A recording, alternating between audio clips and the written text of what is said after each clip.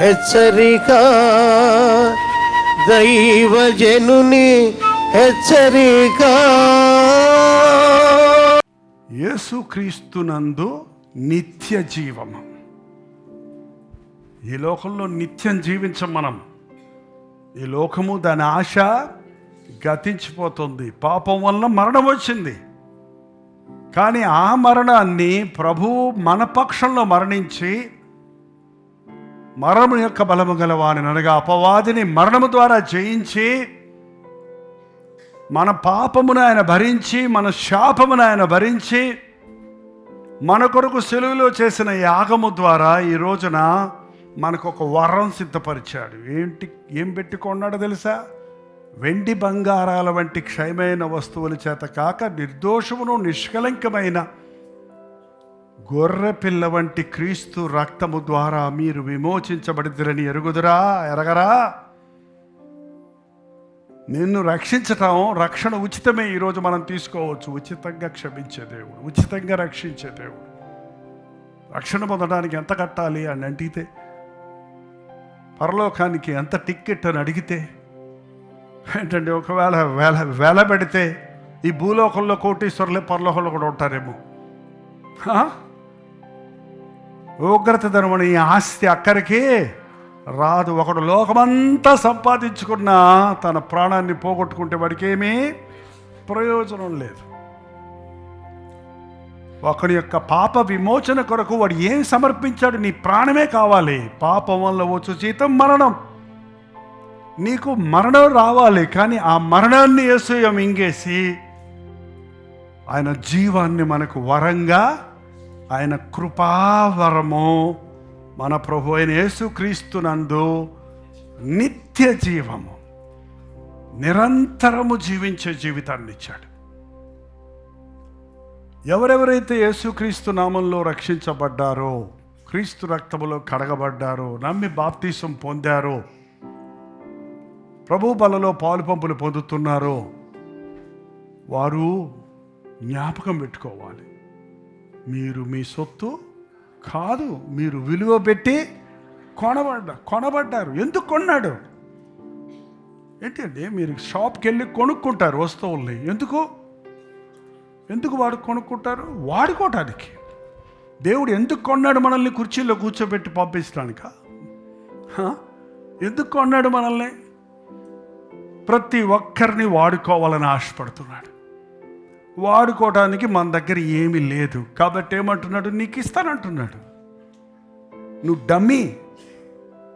మీరు బైబిల్లో చూడండి, మోషే ఒప్పుకున్నాడు, నేను ఒక డమ్మీని, నోటి మాంద్యం కలిగిన వాడిని, నా దగ్గర ఏమీ లేవు, నిన్నేం చేయమంటావు, నేను ఉన్నాను పాపయ్య.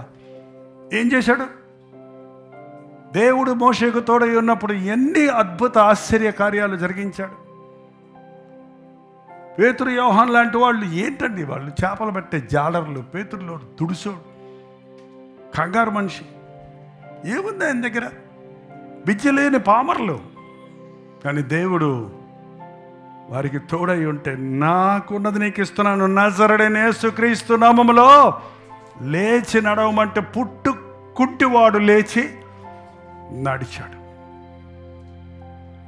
ఆ రోజుల్లో కాదండి, ఈ రోజుల్లో కూడా దేవుడు తను రక్షించిన వారిని తన వరములతో నింపాలని ఆశపడుతున్నాడు.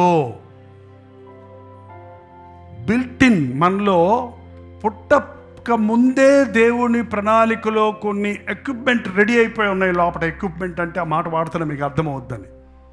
ఆ వరాన్ని వాడటానికి ఒక స్ట్రక్చర్ ఆల్రెడీ చేసి పెట్టేశాడు దేవుడు నీలో. నీవు రక్షించబడిన తర్వాత నీవు ఆ యొక్క పాత్రను తీసుకుని వెళ్తే దాన్ని అభిషేకించడానికి, నింపటానికి, ఆ వరములతో నిన్ను నింపి వాడుకోవడానికి దేవుడు ఆశ కలిగి ఉన్నాడు. రక్షించబడిన తర్వాత ఎంతమంది నేను దేవుని కొరకు వాడబడాలి అని ఆశపడుతున్నారు? నీకు ఏదో ఒకటి స్పెషాలిటీ ఉంది, అది నీలోనే ఉంది. నీకు ఇష్టమైంది, ఇతరులు మెచ్చుకున్నది ఒకటే అయిందనుకోండి, 50% అది నీ తలాంతు. మూడవదిగా నువ్వు తెలుసుకోవాలంటే, దేవా నా వరం ఏంటి, నా తలాంతి ఏంటని నువ్వు ప్రార్థిస్తే దేవుడు స్పష్టంగా నీకు తెలియజేస్తాడు. ఆ తెలియజేసింది నీకు ఇష్టమైందేదో, నీలో మెచ్చుకునబడుతుందేదో అదే అయినట్లయితే గ్యారంటీగా దేవుడు నీకు ఇచ్చిన ప్రత్యేకత అదేదైనా సరే. నేనేం చేయగలను అనొద్దండి. నీ ద్వారా దేవుడు గొప్ప కార్యాలు చేయిస్తాడు. నేను ఒక సామాన్యుని కదా అనుకోవద్దు. నేను ఎక్కడో పుట్టి పెరిగినోండి కదా అనుకోవద్దు. నాలో ఏముంది అనుకోవద్దు. నీలో చాలా ఉంది. దాన్ని బయటకు తీస్తే, ప్రభు అభిషేకించాలండి. ఎన్ని లైట్లున్నా పవర్ లేకపోతే, ఎలక్ట్రిసిటీ లేకపోతే ఎలాగో. ఎన్ని బల్బ్స్, అందమైన సుందరమైన బల్బ్స్ అన్ని పెట్టుకోవచ్చు, కానీ పవర్ ఉండాలి. నీకు ఎన్ని తలాంతులు ఉన్నా దేవుని అభిషేకం లేకపోతే అది నిర్వీర్యంగానే ఉంటాం. నువ్వు అభిషేకించబడలేదేమో, నీకున్నదాన్ని గుర్తించలేదేమో. ఈరోజు దేవుడు నీ ఆత్మీయ వరాలు నాకు దయచేయని నువ్వు అడిగితే ఒకటి కంటే ఎక్కువ ఇవ్వడానికి కూడా దేవుడు ఇష్టంగా ఉన్నాడండి.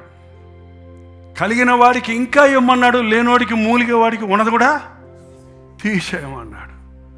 నీలో ఒక తలాంతు నువ్వు వాడటం లేదు కాబట్టి ఉన్నది కూడా పోయిందేమో. లేకపోతే అన్నీ వాళ్ళకే ఇస్తున్నారు, నాకు లేదనుకుంటున్నావేమో.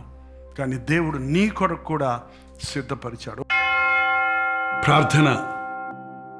జీవజల ఊటలు ఊరజేయను ఆయన. పాసి చేరకుండా, కల్మషము నిలబడకుండా ఎప్పటికప్పుడు శుద్ధీకరించబడిన శుద్ధ జలాలతో పరిశుద్ధపరచబడుతూ అనేకులకు ఆశీర్వాదకరముగా మా జీవితాలు జీవనదిగా, అనేకుల దాహమును తీర్చినదిగా, అనేకులు శుద్ధీకరించబడుటకు ప్రయోజనకరమైన జీవితాలు జీవించుటకు మాకు సహాయం చేయ. ఏ వరం మాకిచ్చావో, ఏ పరిచర్య మాకిచ్చావో, ఏ తలాంతు మాకిచ్చావో, ఏ వరం ఇచ్చావో ఈరోజు మేము తెలుసుకొని దానిని ముందు పెట్టి అభిషేకించబడి ఇది మొదలుకొని చేతుల్లో వాడబడటకు సహాయం వచ్చాము. ఎంతో కాలంగా నిర్విచారంగా ఉన్న మేము, నిర్లక్ష్యంగా ఉన్న మేము మేల్కొని మొర్రపెట్టుటకు, నీ అగ్ని మా గుండెల్లో మండుటకు,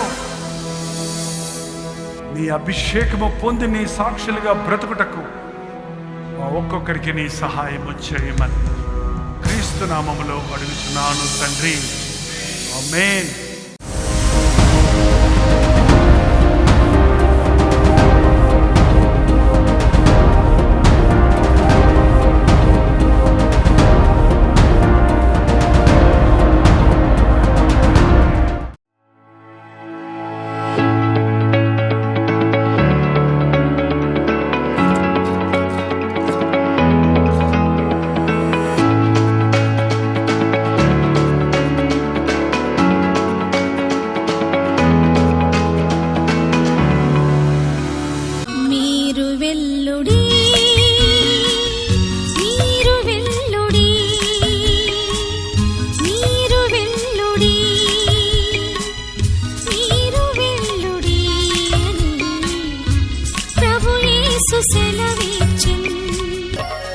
సర్వలోకముకు సువార్తనందించుడి,